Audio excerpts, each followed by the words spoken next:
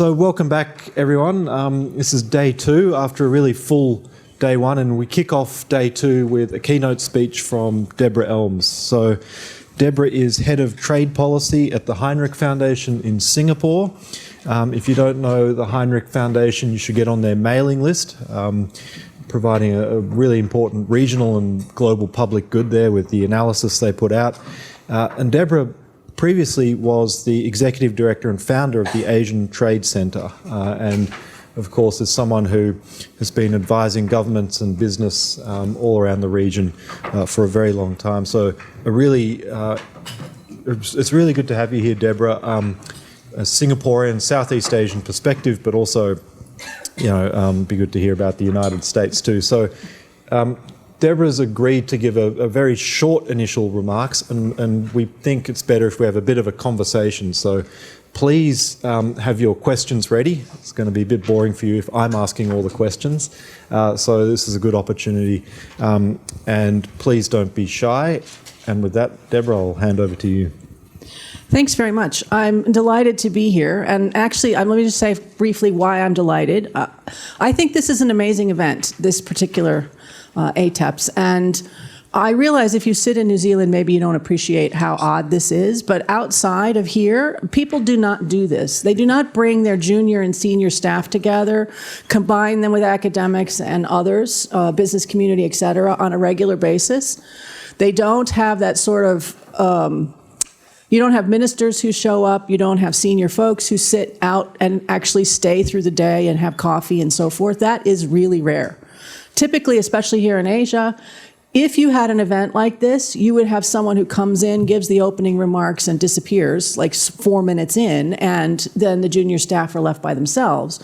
So I just think this is a great event, and I'm happy to be here again to support it, because without that kind of deep integration, you don't get the quality of officials that I see when I deal with MFAT all the time. So, thanks again to University of Auckland and to MFAT for this event. I think it's really quite remarkable, and I urge all of you, especially the juniors in the room, to take advantage of these opportunities, because it's rare.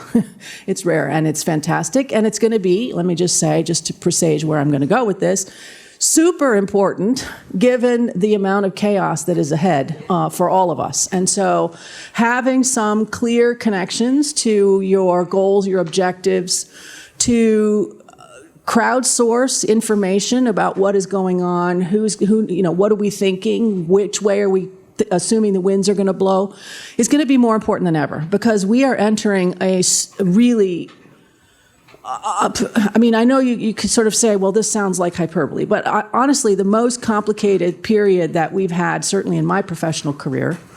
And so I was asked to talk about Southeast Asia, but I thought, and I was all set to talk about Southeast Asia, but then I thought, well, this is a bit crazy, because that's like talking about rearranging deck chairs on the Titanic.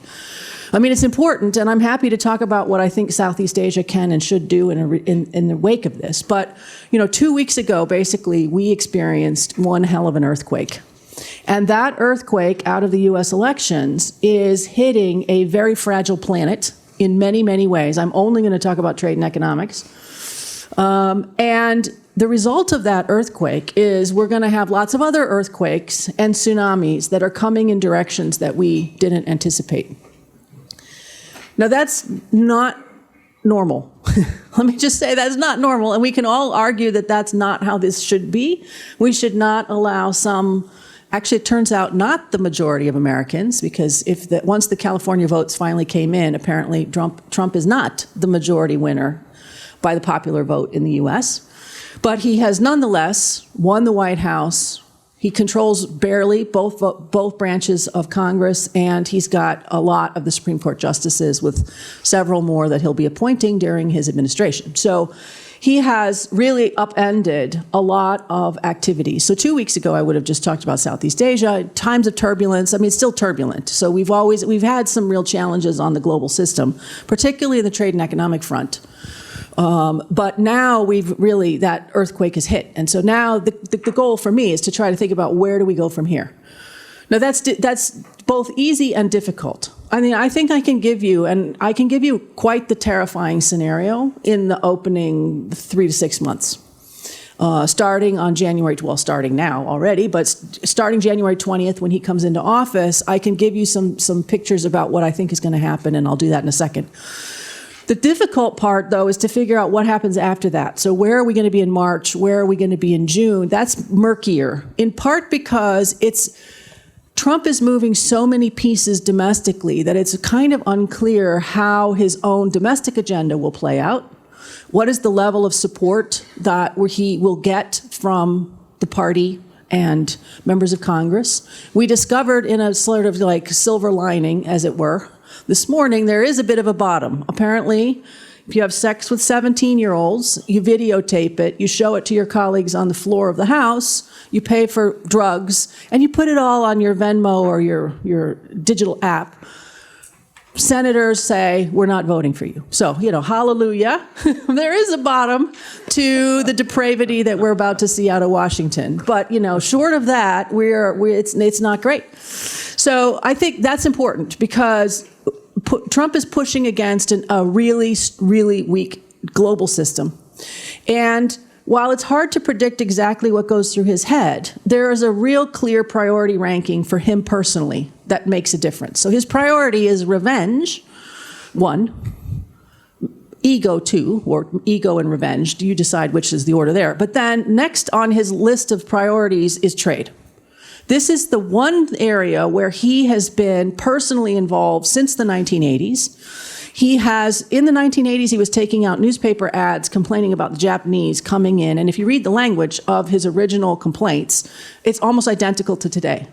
Others are raping, pillaging, and plundering the United States. They're not paying their fair share. They're taking advantage of us. We should do what we can. The language is very similar. So from the 1980s onward, this is a man who believes that trade matters and that it's important and that the United States has been abused in the system and needs to take steps to fix that. That is a bedrock principle for him. Then he cares about other stuff, immigration and, health and running a government is like, So trade is his priority. That's how I feel fairly confident about being able to say what he's going to do, because this is the area that he knows, that he cares about. Okay, so what will that look like? Let me just give you some brief opening remarks. Then you'll all be nervous, and then we'll have lots of questions after that. So I think there's a couple of things to note. Domestically, in the U.S., the president has a lot of ability to do things on his own. So this expectation that someone is going to stop him is not true, because first of all, on his own, he has a lot of abilities. There's a lot of dusty legislation that we have in the U.S., especially from the Cold War era, that can be pulled out and used directly from the White House without having to bother with Congress. So if there's sort of that can't happen because Congress will stop him, no, actually there's a lot he can do. And I'll get to that in just a second, what he will do. Second, he has Congress, right? Both parts of Congress. And so even though the margin is small, especially in the House, a little bit bigger in the Senate, but not enormous, he is going to be able to control what happens out of Congress. And it's unlikely, unless you're having sex with a 17-year-old, that there's a way that Congress is going to say no. Okay, so that's the bar for saying no. And I think after that, everything else is a yes. Plus the court system. He's already appointed 3 members of the Supreme Court. There are 2 more that are due for probably retirement or otherwise.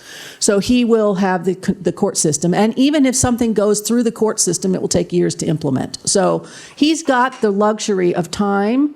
He's not running again. He cannot run again to do what he wants to do. So this is problematic. So what kinds of things does he care about? Well, there's a few signature initiatives that he's had. Most of them that we've been focusing on have to do with tariffs, which is two parts of the tariff discussion. One is 60% tariffs, at least on China. That's one that he can do pretty easily, especially because there's already an ongoing Section 301 case against China. So he can just say they're still practicing unfair trade. This is a domestic piece of legislation that Robert Lighthizer, who is probably, although it's still unclear, going to come back in this administration, wrote in the 1970s. So Lighthizer knows this material really, really well. So he is able to think about how to use the creative pieces in there, including a piece after Section 301, in Section 301, but afterwards, I think it's 307 or 308, which is that you can revise penalties at any time. So he can simply declare that the penalties that are in place now at 25% need to be at 60. And we'll see what happens. Okay, so that's easy for him to do. 60% on China is actually pretty easy. And there's bipartisan support for doing something to China. I don't think there's a lot of surprise if that happens. It's unclear, and this is where it gets fuzzy coming March and the summer, what happens in China. Like, how is China going to retaliate? The assumption in Washington, which I know seems naive from outside of Washington, but the assumption in Washington is there will be very little, if any, retaliation from counterparties. Because this comes from Trump himself. He believes that once he shows you that he's serious, you'll just back down. So there is no expectation of retaliation. And from the Chinese in particular, the assumption is the United States, they will only retaliate tariffs for tariffs. And there isn't enough trade for the Chinese to retaliate tariff for tariffs because the U.S. doesn't sell that much into China. So therefore, the retaliation will be limited.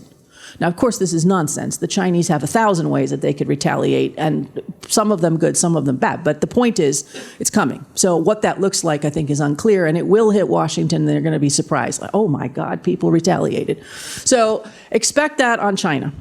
Then he's got his ring-around-the-collar tariffs, which he can actually do quite easily as well. So there is a bizarre statute dating back to the Cold War called the IEPA, International Economic Emergency Powers Act, which he can, on day one, sign with his fat Sharpie to say the U.S. is now in an economic powers crisis. Activate the law. Once the law is activated, he can basically do whatever the hell he wants. So that the tariffs against everybody is relatively easy. It is not a negotiating tool. It's not a bargaining tactic. He'll apply it, because we've seen this before, and then if you want to come give him stuff or buy stuff or whatever, go golfing, whatever the thing is that you think is going to solve this problem, he'll probably take that as well.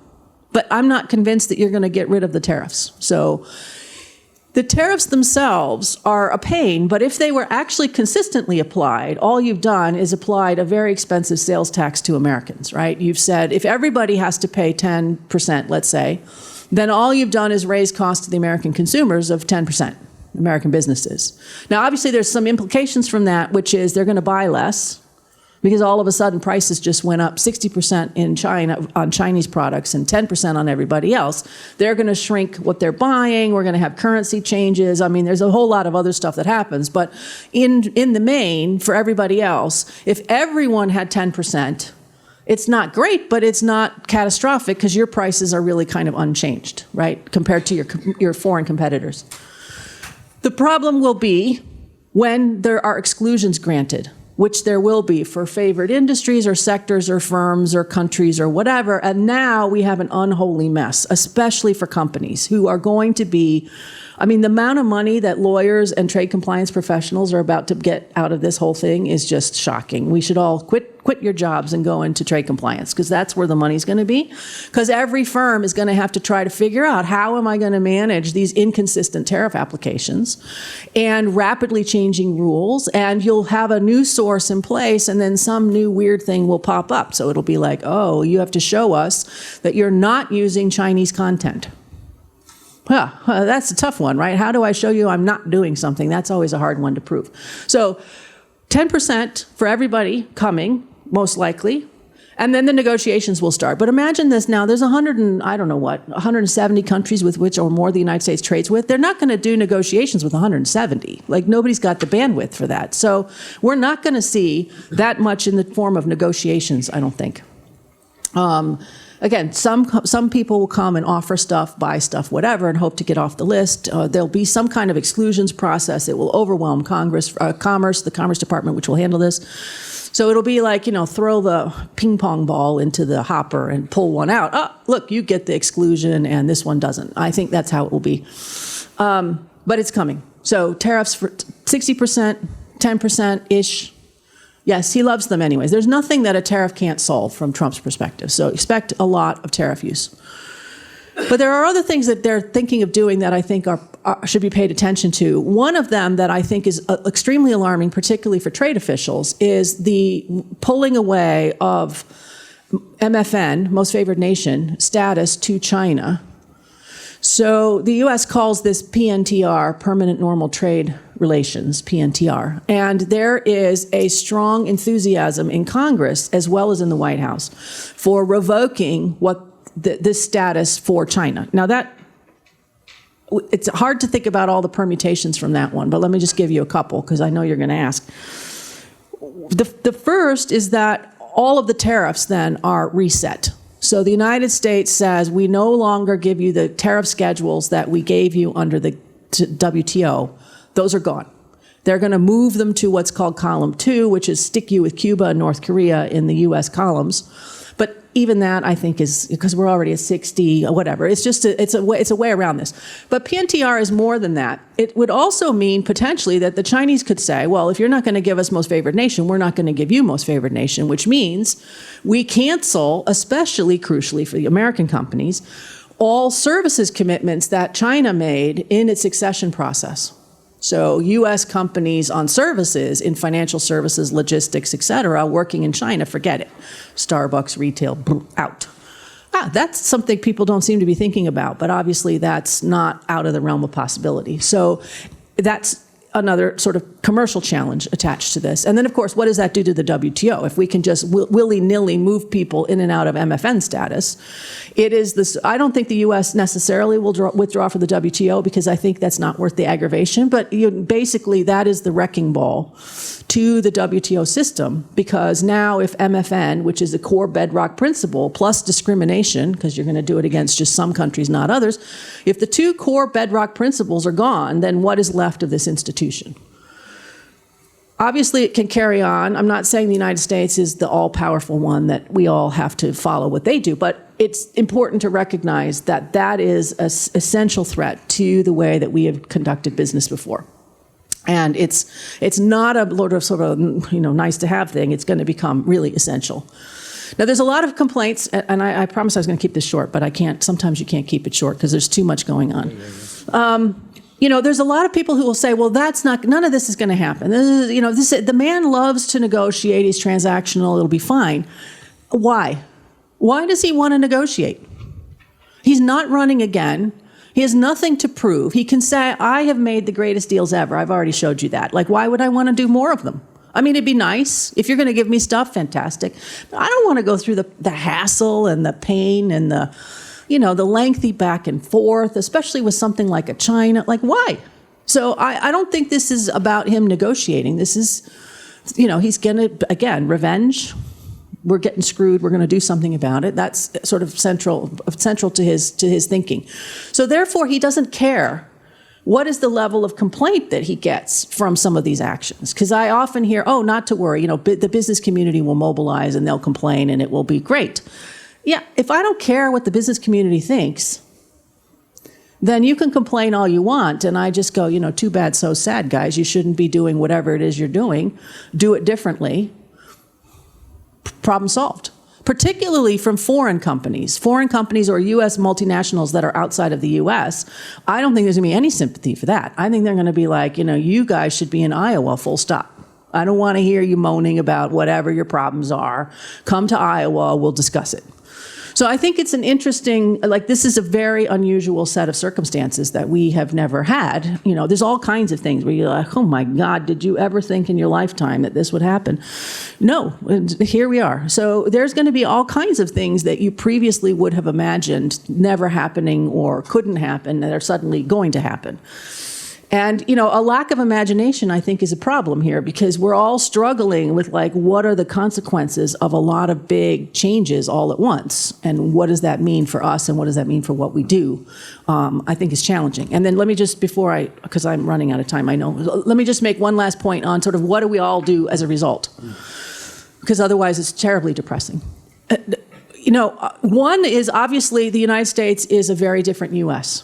This idea that somehow the United States would revert to normal no, that's gone.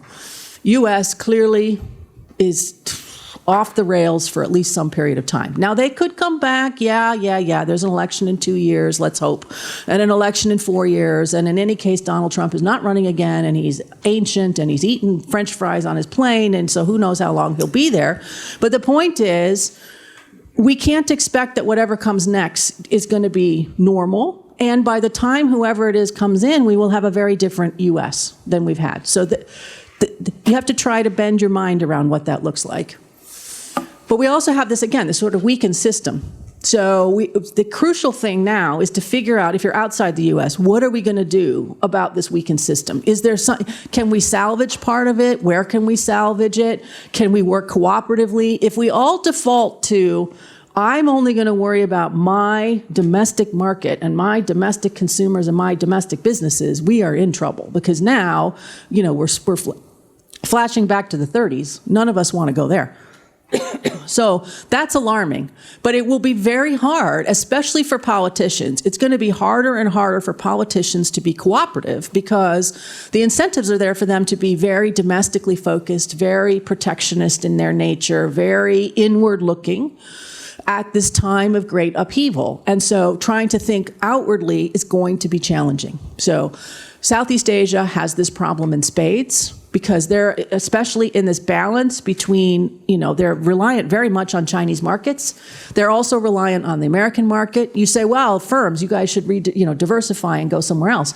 But the reality is that Americans still pay more than anyone else in Southeast Asia, and they buy stuff that Southeast Asians don't. Especially because even though Southeast Asia is getting richer, it's still relatively poor. And they're still buying different kinds of products and services than what you buy out of the U.S. So yeah, you can look for different markets, but it's not the same. So you may have to rethink, what are you selling? What are the goods and services that are of value to that new market? And it might not be as lucrative. So there are some real challenges ahead here in the sort of how do we diversify. And then the cooperation, I think, is important. So I would say this is my closing note, and then I'm happy to take questions. My closing note is that happily, you guys sit in New Zealand, and I say happily because one of the things that I think New Zealand has done well is, because you're small and open, you have to think about how do we behave cooperatively in all of these settings, and you've been doing it for a really long time. You're not new to this party, which is great, because it means that you've got a whole lot of sort of existing vehicles that you can use to try to get conversations started in different ways with different players to think about different outcomes. And clearly, especially because you're small and open, you have to be very flexible. And I think that kind of flexibility, nimble decision-making, cooperative approach to things is really vital. Because if you can't come up with some way to build on existing openness, you're in trouble. Well, we're all in trouble, but you're also in trouble. So I think that's worth thinking about. And my last point, and I swear this is my last point. My last point is because all day yesterday, we heard about trade in goods. Can I just remind everybody that New Zealand also does services and investment matters as well. So let's not think that we can only focus on trade in goods, because that's problematic. It's problematic for your businesses, and it's problematic for your consumers. So thinking creatively about your economy is important. It's not just about sheep meat and kiwi fruit. There are other things that New Zealanders do. Let's remember that as you try to plan ahead. And what can we do to support these businesses across the board, and what can we do to support consumers who are consuming all sorts of things, in the way that makes the most sense given the chaos and disruption that's coming. So let me stop there and take questions.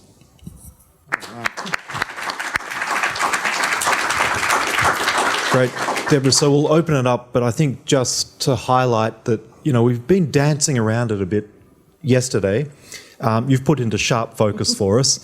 This is something, it's a slow motion train wreck that's happening, but we seem to just be sitting back, the whole region, the whole world, kind of waiting for it to happen.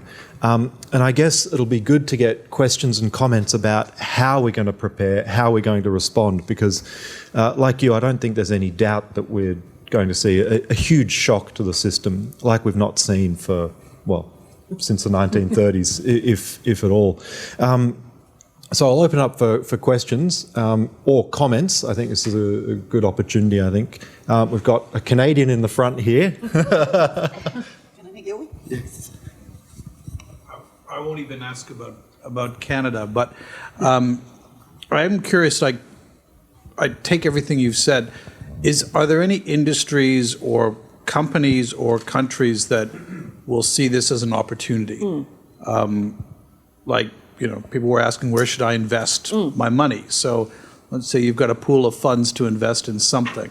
What are the opportunities that Trump's policies will incentivize, I guess, is the question that I would have about that. We'll take a few. So at the back there, and then we'll get one more before we go back to Deb. Yep. And then Nico over here. So Okay. Another mic. Hi there. You've encouraged New Zealand and the rest of the world to avoid a free-for-all and to cooperate. Are there any lessons learned from the first Trump administration and how the rest of us reacted? And then Sue, sorry to make you run, but No, it's no. the other side. Now. Running's good for me.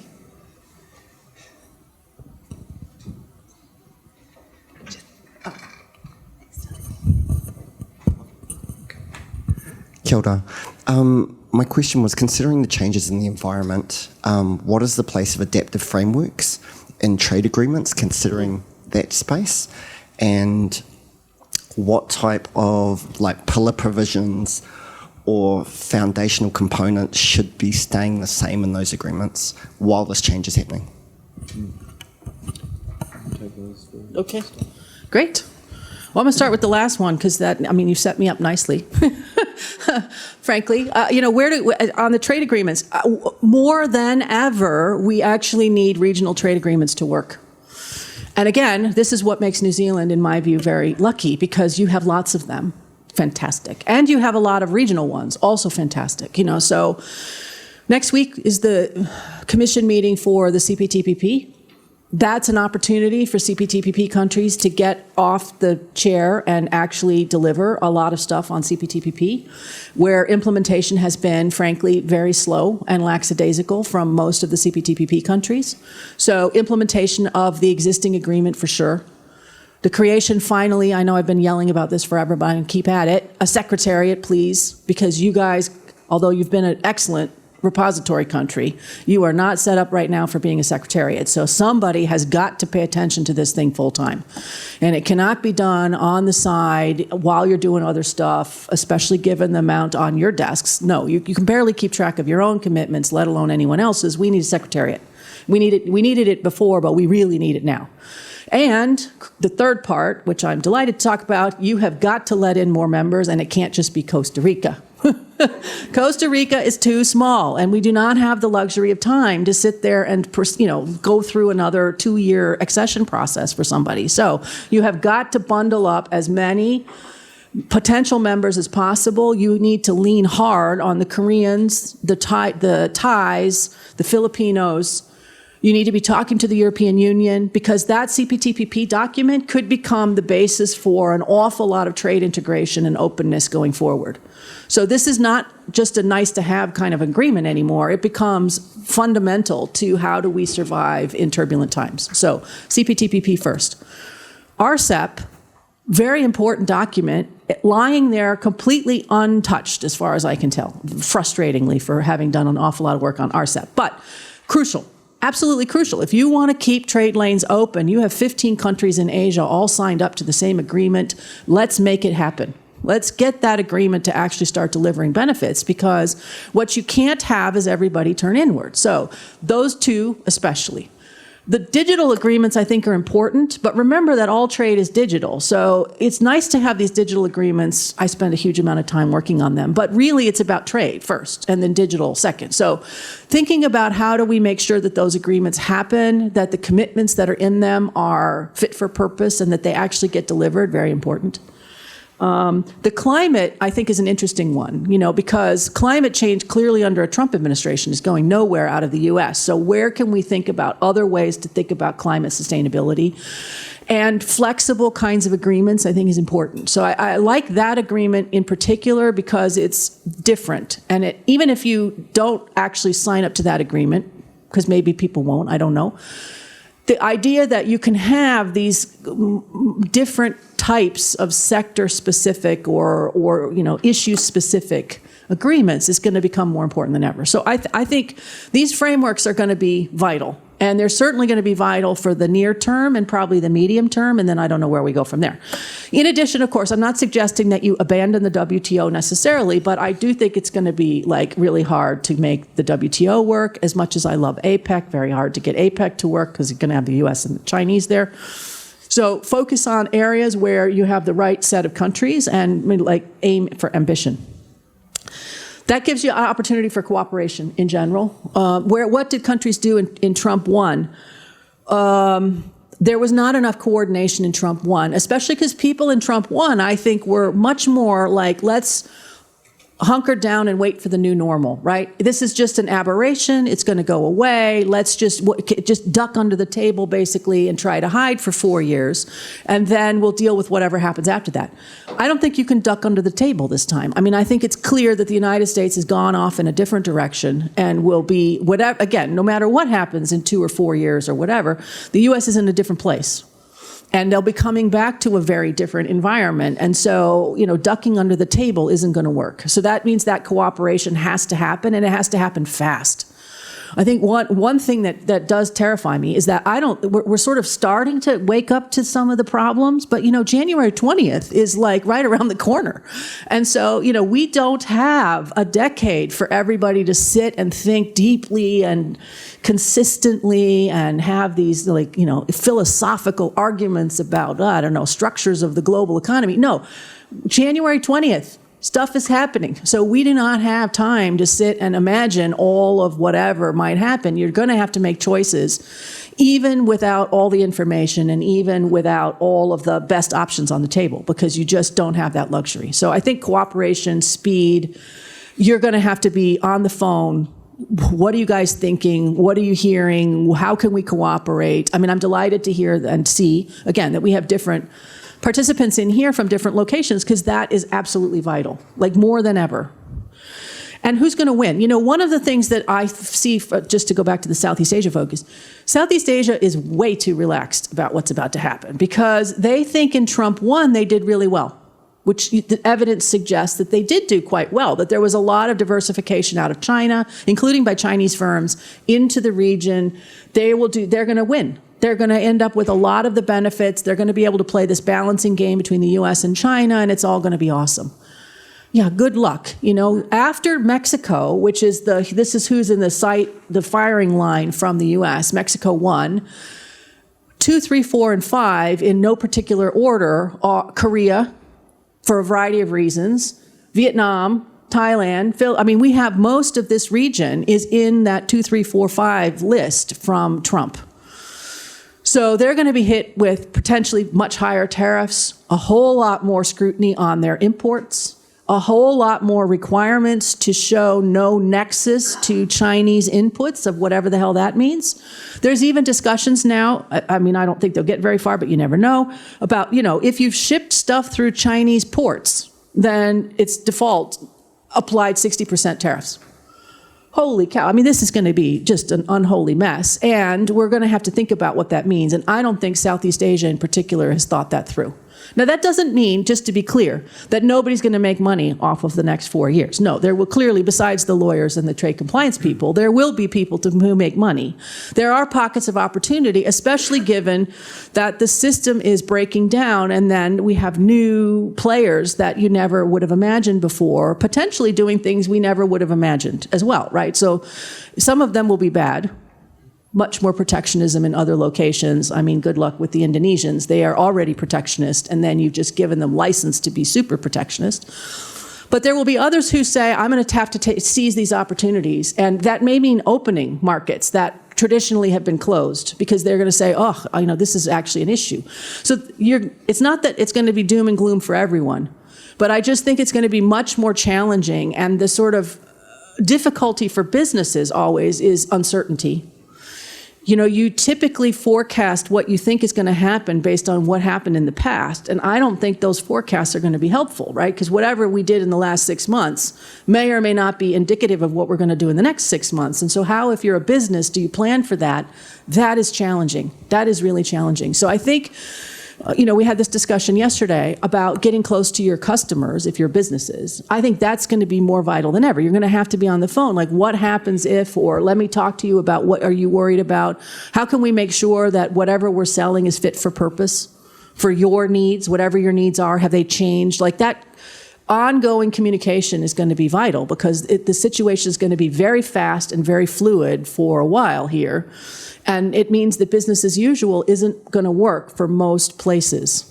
And I think, not that I want to terrify all of you, but even what appears to be purely domestic transactions could be affected by this. So even your ability to go to the cafe and order something could be affected by all of this chaos that's happening, because prices are about to adjust globally, not just in and out of the US market, but prices could adjust globally, and that could create all sorts of challenges, right? So the complications that are coming are, we're not ready.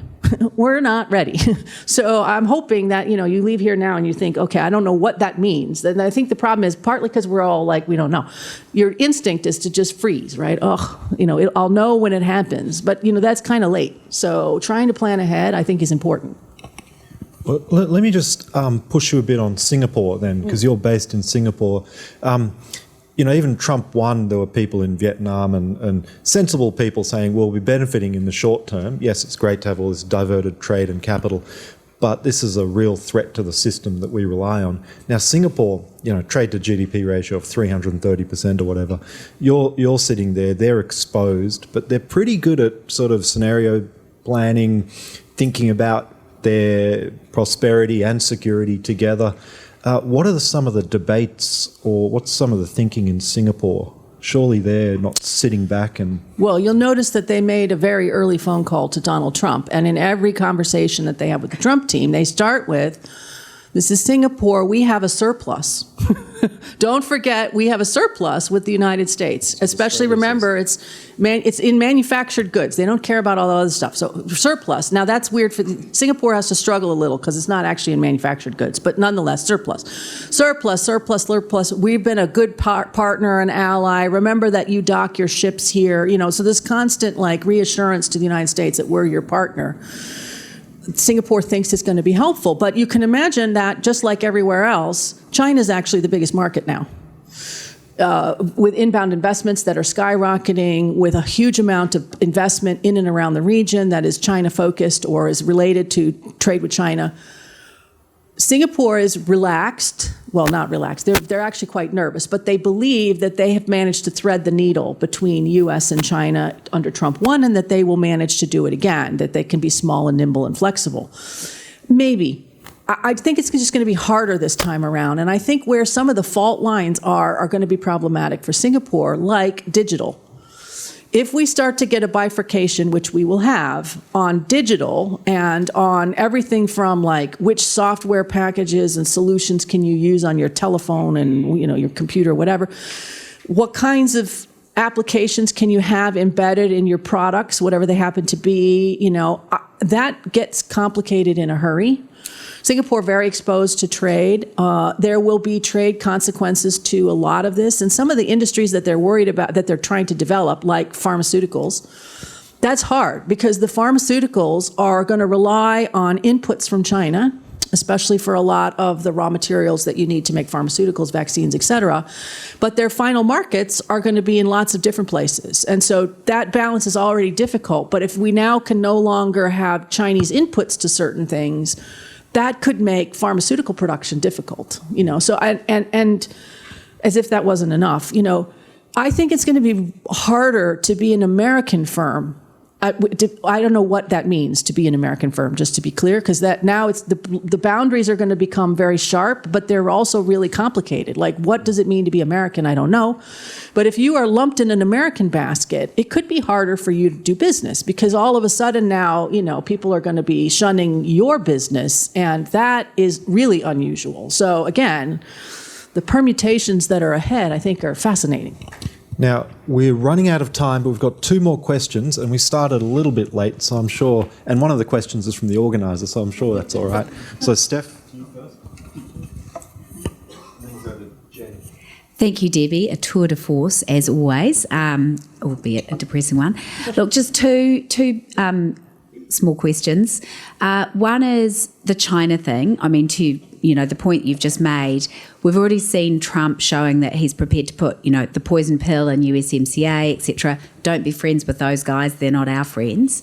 So I'd be interested in your comment about CPTPP expansion. How does that work with China? And then a second question, which you may prefer to answer: where's India in all of this?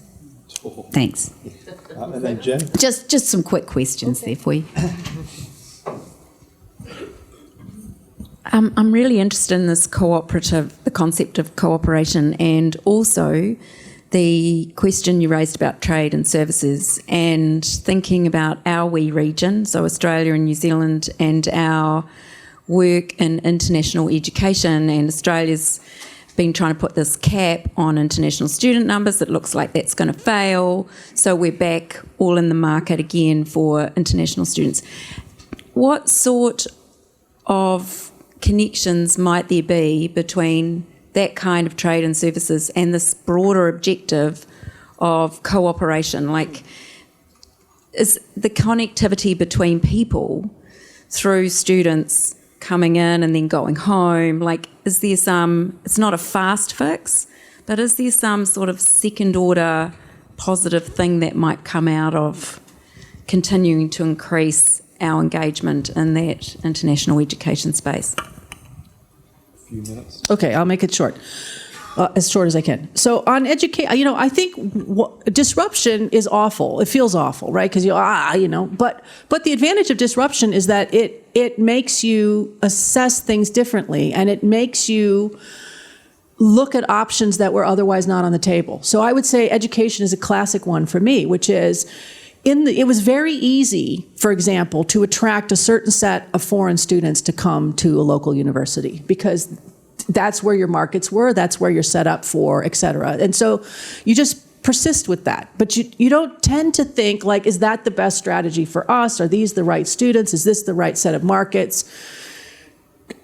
Crisis makes you say, actually, there's probably a lot more students in a lot more locations that we could be attracting, but we've never tried. We never tried because, why?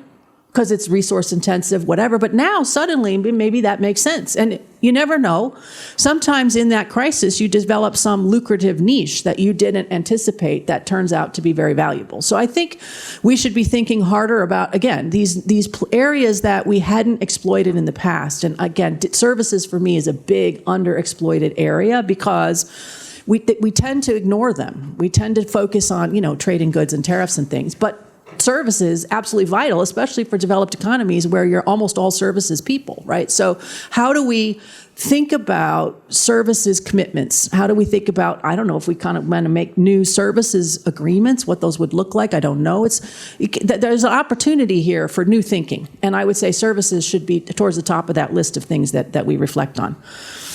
On China and the poison pill. I mean, I think this is a prediction I keep making. We'll see whether we're going to see whether I'm right in a hurry. I think USMCA is going to be canceled. That's NAFTA 2.0 on January 20th. I think he's going to get his big sharp marker out and say, we withdraw from NAFTA. Now that triggers a 6-month negotiation. That doesn't matter whether China is in an agreement or not. There's a poison pill in there, but either way, you can get out of NAFTA in 6 months with a signature by the president. So I think that's a easy day one promise. His base hates NAFTA. They've hated NAFTA forever. Trump has hated NAFTA forever. So I think he's going to say, yeah, I renegotiated that and it was amazing. It was the best deal ever. But then the Mexicans, they just, they shoved all those people across the border and they shoved in fentanyl and, we can't trust them anymore. And so we're out. And 6 months later, we'll have this negotiation. So I think we're going to see the NAFTA thing is going to be caught up in sort of chaos, which is, again, goes back to the CPTPP. Why does this matter? Because you're going to need all of these other alternative places where you've got cooperation commitments, open market commitments, you're building up trade relationships that you otherwise wouldn't. I think that's crucial. On CPTPP accession, I'm glad you asked. You set me up beautifully. I have this paper coming out on Tuesday about CPTPP accession, where I have a new process to start, because right now the discussion, we have a real obstacle in the CPTPP, which is both China and Taiwan have applied to join. Politically, that is tough. And because it's so tough, the solution has been to ignore the problem. We will just like duck under the covers and hope that eventually this problem sorts itself out. That is not happening. So I think you need to have a less formal start so that the politics is withdrawn. You start the negotiations with China, with Taiwan, with Ecuador, with Costa Rica, with whoever else happens to be in line. Please, Koreans, European Union, et cetera, get in line. You start. And then you see where you're at, because I don't think you can assess what is the level of commitment you're going to get until you start. So start and then sort out before you finish. That's when you make the political decision on whether or not we make you a working party member or not. So there's a way to make this less political, but you got to get started, and you got to get started with a big group, and you got to draw in all of those fence sitters. Again, looking at the Koreans, who've missed 3 separate windows at least to get into the CPTPP, get in, or now you're out for at least 2 years, right? So this is your one opportunity. Get in now. We're going to start. Doesn't mean we're going to end. Let me just be clear. We start doesn't mean we're going to end the same way. Doesn't mean you're all going to end. There will be some members who get in and are like, whoa, no way, or somewhere that you are not coming in anytime soon because you just don't get the point of this agreement. So, but you start. Get this process underway. I think it's more urgent than ever. And it's important because, again, we need some sort of structure. And India, to just wrap this last bit up, is outside of all of our structures. They're difficult at the best of times, but they're also outside of all of the structures that we might have. And that's actually becoming a bigger problem. It's a problem for India, for sure, but it's also a problem for all of us. I think the Indians might develop a bit more flexibility than anyone expects, because think about what happens. If I start clamping down crucially on the flow of services, data issues, if AI starts coming for like outsourcing jobs, the Indian economy, which is very thin in high-end services, and the rest is largely subsistence farmers, and in between is not much, they're going to have some real domestic challenges, which will require them to think creatively about where do we want to go from here. So maybe, I don't know, but maybe we're going to see a little more flexibility coming from India as well. So keeping a hand open to India to discuss, to be part of conversations, important. I didn't talk about another initiative with IPEF, because IPEF is another where we at least do have India. So if it doesn't die, I don't think the Trump administration will kill it, because they don't even know what it is and it's too small. But India's in it. And so that, I think, means that you can have conversations about different supply chain related issues, especially. So maybe, thinking about how do we dock India into other agreements. I know we've always said you can't come into APEC because you'll wreck it. But again, we need to think creatively. Decisions that we used to have, maybe we need to really say, do we want to keep India out of APEC? Maybe this is the moment when an incubator of ideas needs to include another major market. So just that creative thinking, I think, is super important. Thanks. Please join me in thanking Deb.